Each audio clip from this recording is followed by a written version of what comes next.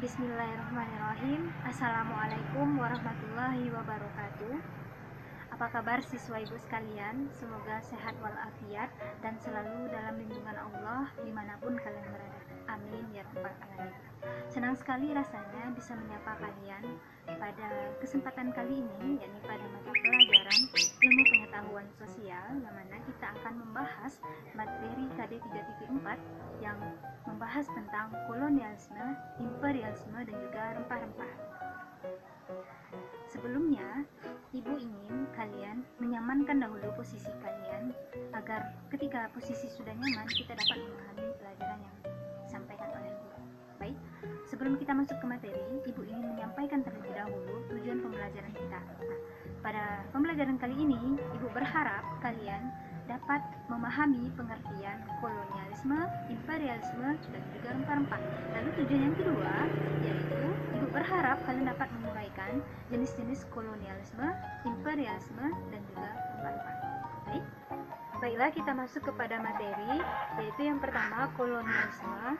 Kolonialisme itu berasal dari bahasa Latin, yakni kolonia, dan juga dari bahasa Inggris yaitu koloni, yang sama-sama mengandung arti tanah jajahan. Jadi secara bahasa, kolonialisme itu adalah sistem penguasaan terhadap suatu wilayah yang dilakukan oleh warga yang bukan berasal dari wilayah itu sendiri. Nah, tujuan utama dari kolonialisme ini adalah untuk kepentingan ekonomi dan juga ekspansi wilayah kekuasaan. Biasanya wilayah yang menjadi tanah jajahan itu wilayah yang memiliki kekayaan sumber daya alam yang melimpah, seperti negara Indonesia. Nah, kenapa negara Indonesia dijajah? Itu karena negara Indonesia memiliki kekayaan sumber daya alam yang berlimpah. Ada batu tambang, ada emas, dan lain sebagainya. Berikutnya kita lihat kepada jenis-jenis kolonialisme. Itu ada 3. Yang pertama itu kolonialisme eksploitasi. Nah, yang dimaksud dengan eksploitasi di sini adalah yaitu menguras kekayaan sumber daya alam secara berlebihan. Nah, yang kedua itu ada kolonialisme penduduk. Artinya di sini penduduk asli atau pribumi akan digantikan oleh warga pendatang, atau warga itu masuk ke dalam suatu wilayah tetapi dia seolah-olah menguasai di sana. Yang ketiga itu adalah kolonialisme deportasi. Yang dimaksud dengan deportasi di sini, suatu wilayah itu dijadikan sebagai tempat pembuangan para pidana atau para korban yang tewas pada saat sistem tanam paksa. Baik, berikutnya kita lanjutkan kepada imperialisme. Nah, imperialisme ini berasal dari bahasa Latin, yaitu imperera, yang artinya memerintah. Nah, memerintah di sini maksudnya adalah sistem penjajahan itu dilakukan dengan membentuk suatu sistem pemerintahan.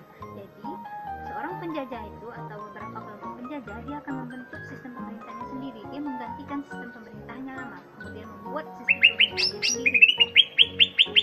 Ini tujuannya untuk diakui, supaya pemerintahan dia, kekuasaan dia diakui. Dia ingin memiliki loyalitas.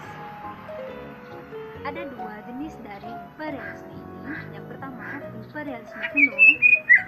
Imperialisme kuno itu hanya ada 3 tujuan, yakni untuk 3G dia. Yang mana yang 3G itu pertama gold, yang kedua gospel, dan juga glory. Gold kekayaan, gospel adalah keagamaan, dia untuk memperluas agama dia sebagai misioner untuk berdakwah. Kemudian yang ketiga adalah glory, yaitu kemuliaan dan juga kejayaan mereka. Biasanya negara pelopor ini adalah Portugis dan juga Spanyol.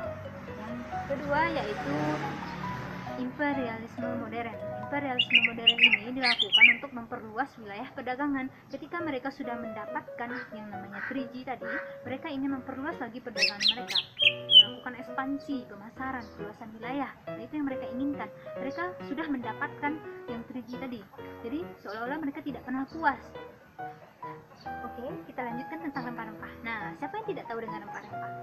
Biasanya, coba kalian tanyakan kepada ibu kalian, apa yang kalian makan, ibu lagi masak apa, pasti rempah-rempah itu selalu ada di dapur kalian. Ya, rempah-rempah inilah yang menjadi pemicu atau yang mengundang para penjajah datang ke Indonesia. Pada awalnya, mereka datang ke Indonesia hanya untuk mencari dan untuk membeli rempah-rempah. Kemudian, karena harga rempah-rempah begitu mahal, jadi mereka menginginkan dapat dengan harga yang murah dan jumlah yang banyak. rempah-rempah itu adalah tanaman yang digunakan sebagai penyedap makanan, minuman, atau sebagai bahan baku obat-obatan. Di sini biasanya rempah-rempah itu dapat berupa bunga, daun, batang, kulit, akar, empang, dan lain sebagainya. Yang menjadi khas Indonesia, rempah-rempah itu yang menjadi komoditas andalan orang Indonesia pada saat itu adalah cenggeh. Tahu cenggeh kan? Tembakau, kemudian pala, lada, kulit kayu, kemudian manis, dan lain sebagainya. Itu yang mengundang para penjajah datang ke Indonesia.